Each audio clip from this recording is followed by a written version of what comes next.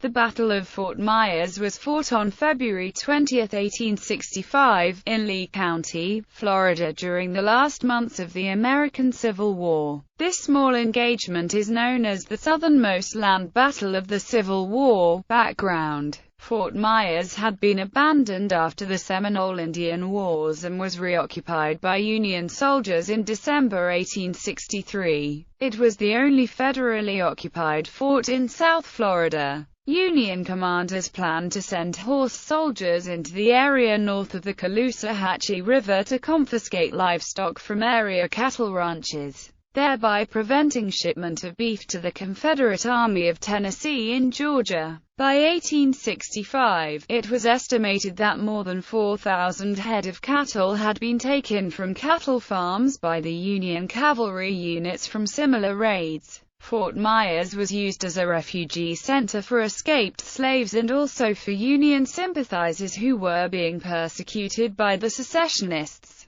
who were burning their homes and driving them off their farms. At one period during the federal reoccupation, more than 400 people crowded into the fort's grounds. The fort was garrisoned primarily by the 2nd Florida Cavalry, a recently detached company of the 110th New York Infantry and a company of black soldiers of the 2nd United States Colored Infantry, both from Fort Zachary Taylor in Key West. The Confederates organized a special battalion of the state militia with the sole purpose of stopping the Union raids. The battalion, commanded by Carl Charles Munlin, was made up of cattle drovers who were exempt from the Confederate Army. Among them was Captain Francis A. Hendry. They became known as the Cattle Guard Battalion or Cow Cavalry. Battle. In early February 1865, the Cattle Guard Battalion was deployed at Fort Meade. They were ordered to attack Fort Myers because it was learned that the fort might soon be abandoned. 3 companies and 1 artillery piece arrived at Old Fort Thompson on February 19.